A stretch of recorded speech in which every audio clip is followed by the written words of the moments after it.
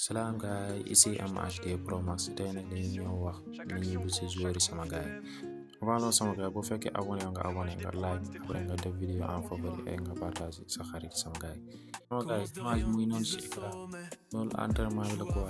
Léegi dama changé benn façon ne lañu boosté yeneen joueurs yi quoi. ba nga am yenn commentaire ñuy wax naa boosté Lamine Yamal wala Messi comme ça yooyu sama gars yi.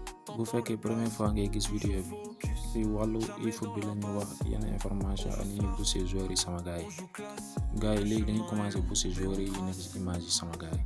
Marquinhos ak Griezmann boo leen xoolee moom tir bi ak ballon bi ak poulet bi ak zigzag bi lépp zéro la quoi. Changement bu mu am rek mooy crampon bi 5 ak ñaari flèche yi nekk ci kaw moo am 10 ak bouclier moo am 12 quoi. Pour Griezmann moom visif moo am 8. bal bi moo am 3 fleur moo am 9 zigzag moo am 8 crampon bi am 8 ñaari flèche yi nekk ci kaw ñu am 0 ak bouclier bi 0 sama gars yi lañ continuer bu ci joueurs yi nekk ci image bi sama gars yi. Edinson Cavani entraînement mu ngi noonu mooy bës bu mu utiliser mooy instinct attaquant yeneen joueurs yëpp ay 100 la sama gars yi mais noonu entraîneur yi ñu taf yooyu noonu ñooy entraîneur yi ngay def 100 quoi moo nekk noonu sama gars yi. nekkee man sama gars yi Cavani laay choisir parce que mooy joueur bu nekk 101 sama gars yi jaajëf à la prochaine.